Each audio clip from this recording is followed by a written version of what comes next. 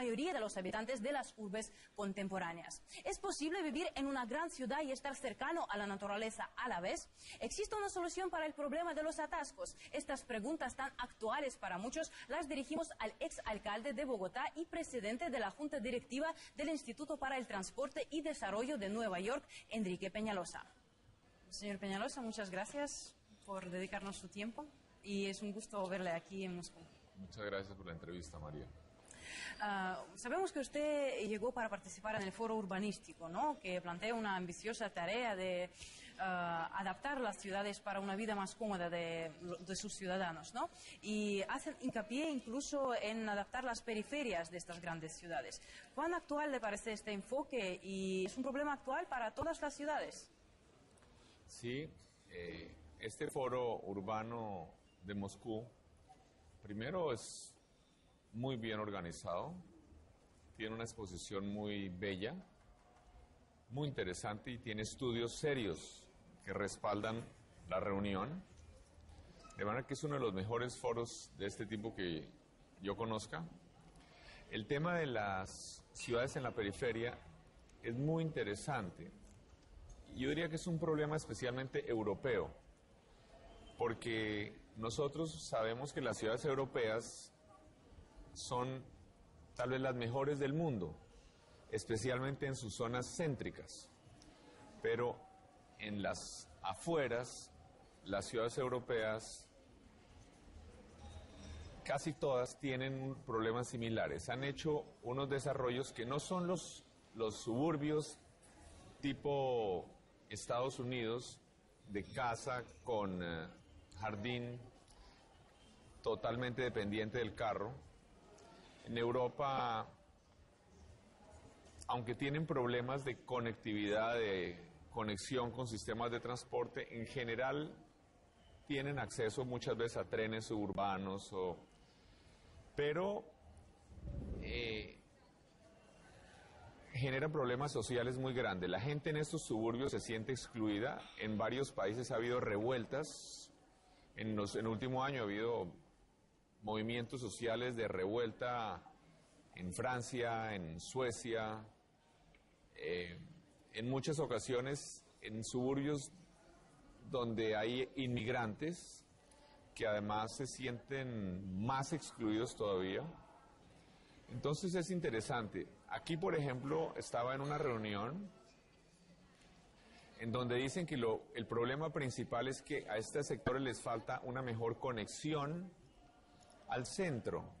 Yo creo que no es solo la conexión. Yo creo que es que para esto no se necesita ser ningún experto urbano. A primera vista es clara la diferencia entre estos barrios y el centro. En el centro hay aceras, hay comercio, la gente sale, es un placer caminar. Estos edificios en la periferia están rodeados de zonas verdes muertas o de grandes estacionamientos al aire libre. Entonces, no es placentero. Darle una vuelta a una manzana en el centro es muy agradable. Darle una vuelta a un edificio de estos es muy aburrido. El comercio está lejos. La gente lo que quiere es bajar del apartamento a su carro, ir a la autopista, ir al centro comercial, al shopping mall. Entonces, hay unos problemas de diseño importantes y claramente se genera una sensación de inferioridad y de exclusión.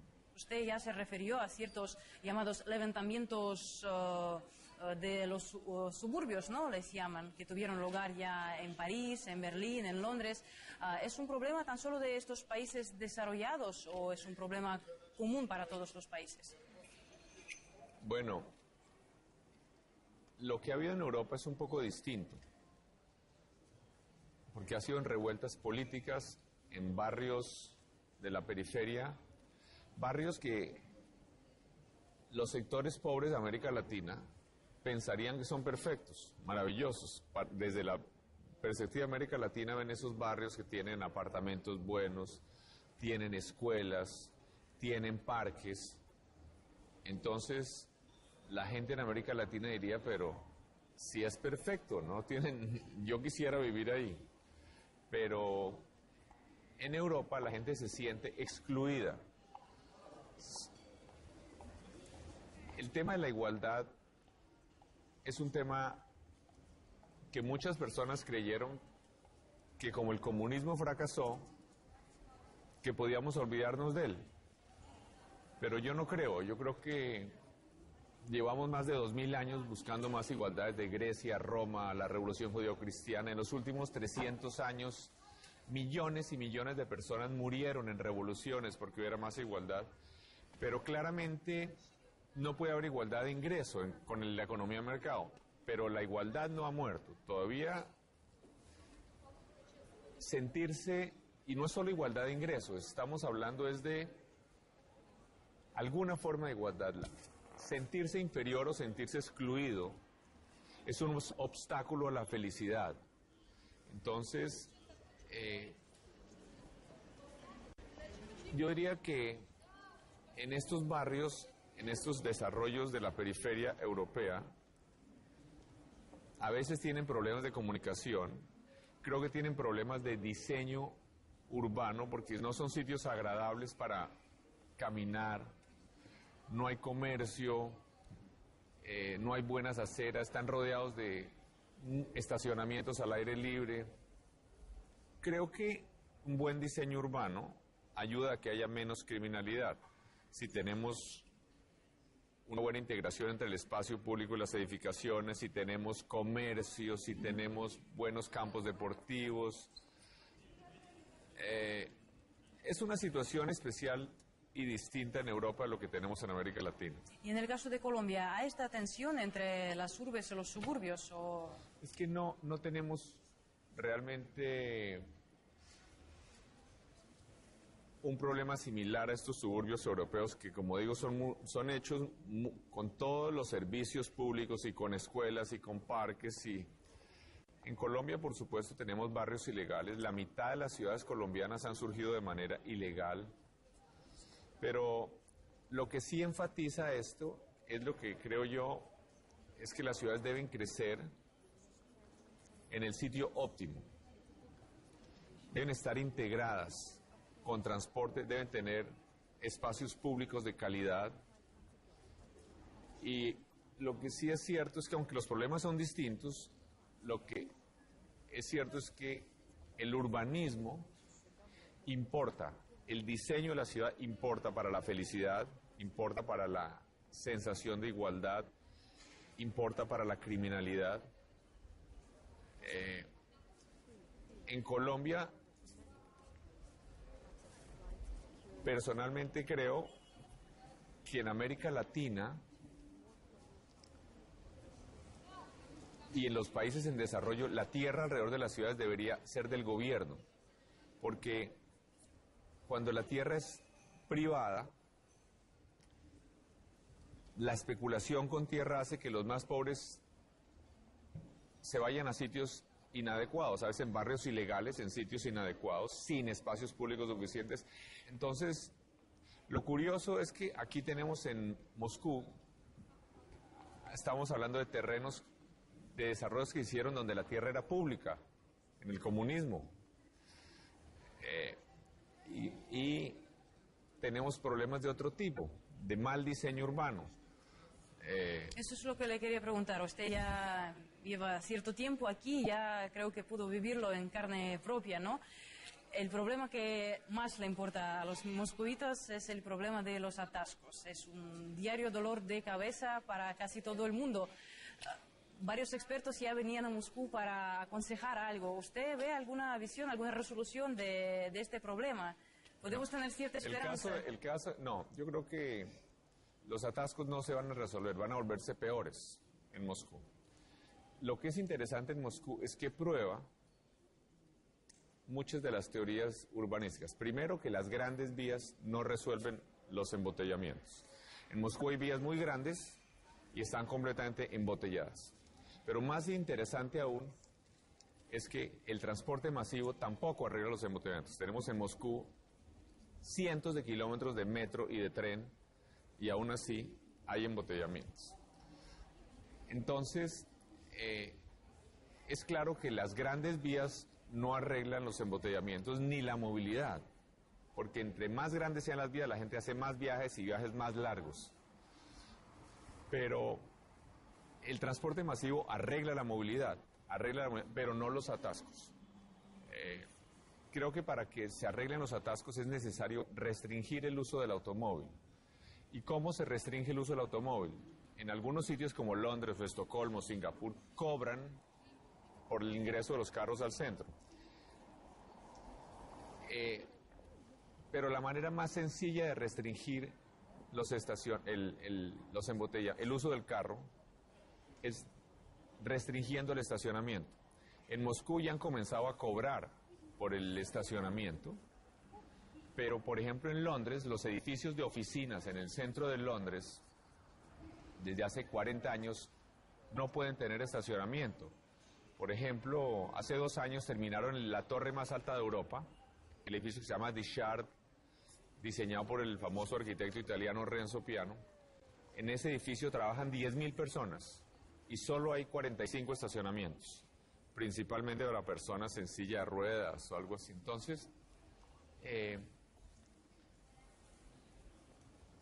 creo que en el futuro, sí que lo primero es resolver la movilidad, no resolver los atascos. Son 2 problemas distintos. La movilidad y los embotellamientos o los atascos son 2 problemas distintos que tienen soluciones distintas. ¿Y usted cree que este plan que usted aplicó en Bogotá, ¿no?, cuando usted ocupaba el puesto del alcalde de esta ciudad, es válido para otras ciudades? Usted ya dijo que, por ejemplo, el hecho de restringir el uso de los automóviles privados, también quizá cree que se podría adaptarse aquí y en otras ciudades a la ampliación de las rutas para los ciclistas. ¿O eso es algo muy propio para ciertas regiones? Yo creo que claramente restringir el uso del carro es válido y lo hacen en muchas ciudades del mundo. ¿Por qué la gente en Nueva York utiliza el transporte público? No es solo porque haya transporte masivo, sino porque no hay dónde estacionar. Más aún, la mayoría de los edificios en Manhattan no tienen estacionamiento.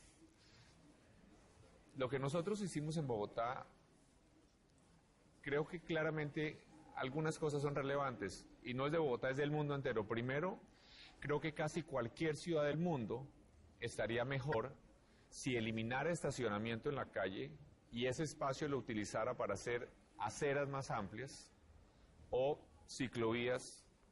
Cualquier ciudad sería más humana y mejor, más agradable. Entonces, eso lo puede hacer Moscú y lo han hecho muchas ciudades del mundo. Bueno, aquí en invierno será un poco difícil. No, pero pueden caminar. La gente camina aún en invierno. Entonces, ahora bien,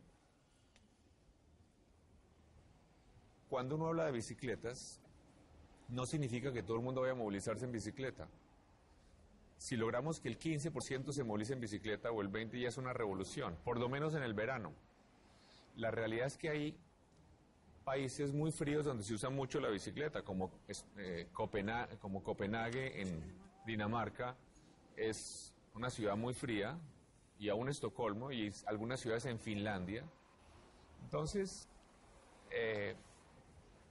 de todas maneras, hacer espacios para los peatones y para las bicicletas es válido en cualquier ciudad, aunque Moscú es muy fría y hay mucha nieve, pero esto es posible. Pero algo que es válido también es que si tenemos democracia, eso significa que todos los ciudadanos son iguales. Entonces, un bus con 80 pasajeros tiene derecho a 80 veces más espacio en la vía que un carro con 1. Entonces, aún en las ciudades con muchas líneas de metro, no es suficiente. Más aún, ¿por qué enterrar a los usuarios de transporte público bajo tierra para dejarle la superficie, la luz natural, la vista de la ciudad a los que se movilizan en carro? Eso no es muy justo, ni muy democrático. Entonces, yo personalmente pienso que aunque haya metro, debemos tener carriles exclusivos para bus en las vías, para que los que quieran usar transporte público en superficie puedan hacerlo rápidamente y cómodamente. Aquí en Moscú hay muchas rutas donde podría funcionar muy bien sistemas de buses con carril exclusivo. De hecho, ya el alcalde, Sobyanin, han hecho 175 kilómetros de carriles exclusivos para bus en los últimos 2 años. Y regresamos con ustedes después de una breve pausa. Quédense con nosotros. De Bogotá durante 3 años. ¿De qué logros se siente orgulloso y qué es lo que queda por reformar en la capital colombiana? Bueno, nosotros yo creo que legalizamos y mejoramos más de 400 barrios marginales. Hicimos casi 50 colegios de lujo en los sectores más pobres. Hicimos las grandes bibliotecas de Bogotá, hicimos casi 1000 parques, hicimos el sistema de bus Transmilenio, hicimos, antes de que hubiera ciclovías en Madrid o Londres o París o Nueva York, hicimos 350 kilómetros de ciclovías protegidas, que obviamente en Bogotá con el clima es más fácil que en Moscú. Hicimos una pequeña reforma urbana donde el gobierno compró tierra voluntariamente o a la fuerza para hacer un desarrollo urbano de calidad. Pero en Colombia, Bogotá todo está por hacer todavía. Bogotá, lo primero que creo que hay que hacer es que el gobierno en Colombia compre la tierra alrededor de las ciudades, porque son ciudades que están creciendo mucho. Entonces yo creo que la tierra alrededor de las ciudades debería ser pública para que las ciudades crezcan donde debe ser, como debe ser, con grandes parques, idealmente con una infraestructura distinta, con cientos de kilómetros de autopistas para bicicletas o de vías exclusivamente para peatones y bicicletas, incluso cientos de kilómetros de vías solo para buses. Una ciudad distinta. Se podrían hacer muchas cosas y en Bogotá todavía faltan hacer muchas aceras. Las aceras son de muy mala calidad en la mayor parte de la ciudad, faltan ciclovías, falta todo.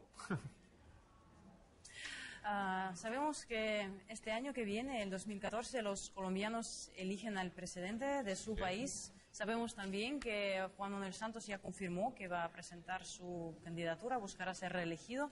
Y también sabemos que usted también tiene estas ambiciones y quiere participar en las elecciones por parte de la Alianza Verde.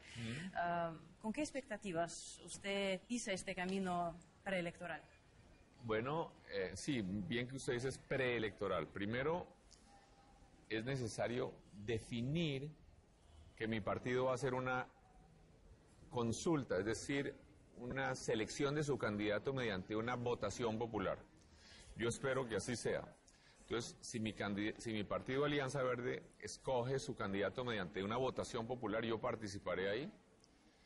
Yo espero, tengo alguna posibilidad de ganar esa consulta, luego tendría alguna posibilidad de pasar a la primera y eventualmente a la segunda vuelta. Por supuesto, es muy difícil enfrentar a un presidente en ejercicio que tiene todos los aviones, los helicópteros, la policía, el presupuesto, los puestos, etcétera, toda la cobertura de prensa.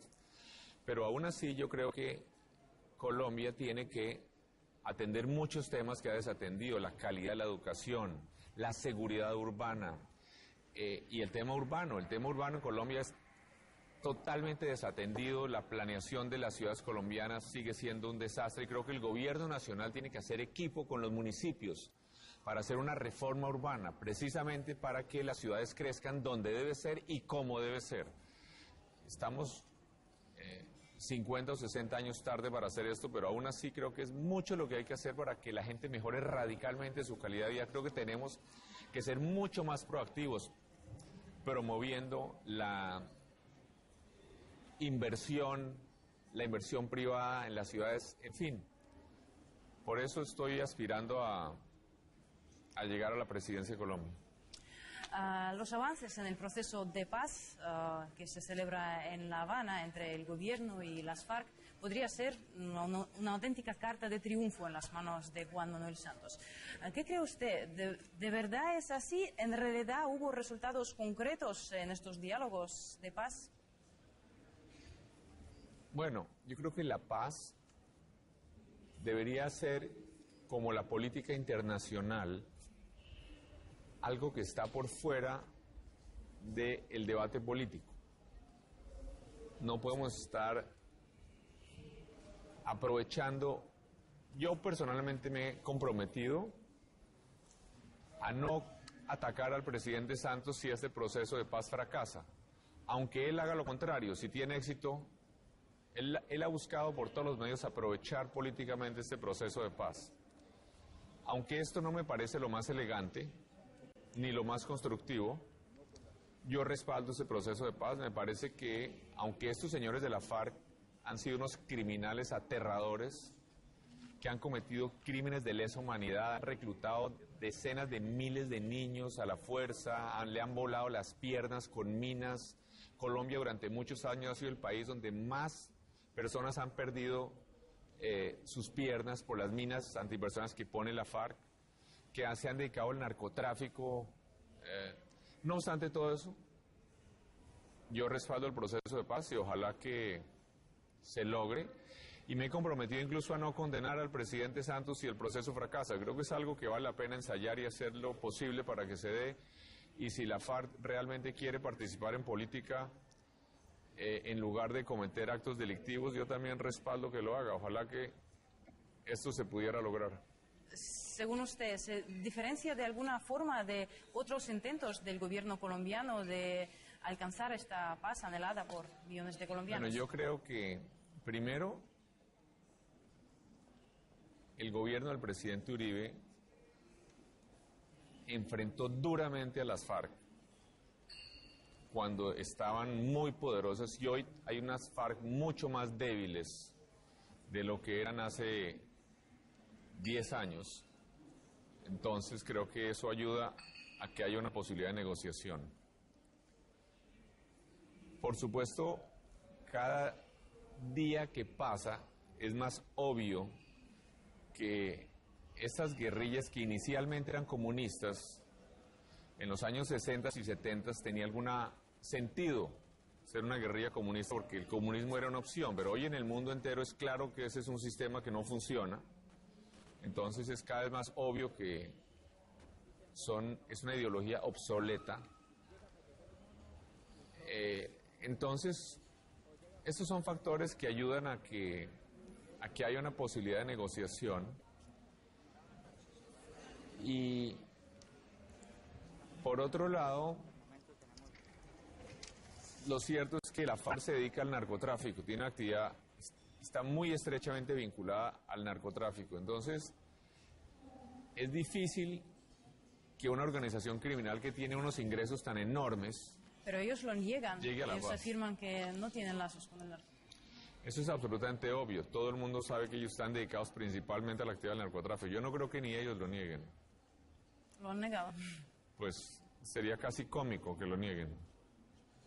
Bueno, pasando a otro tema, a las relaciones internacionales, ¿no?, entre Colombia y otros países, ¿no?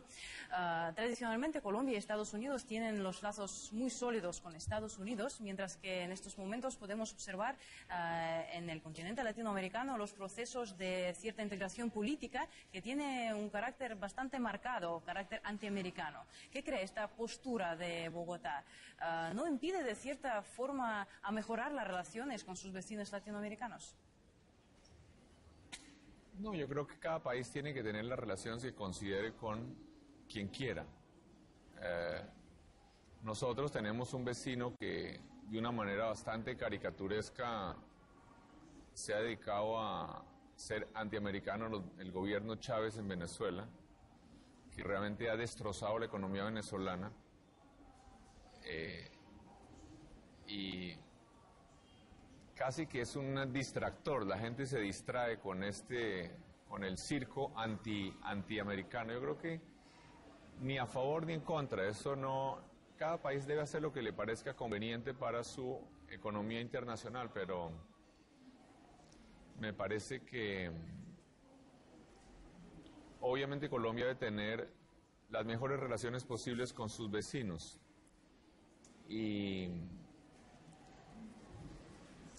los Estados Unidos tienen una influencia muy grande en el mundo entero, ¿no?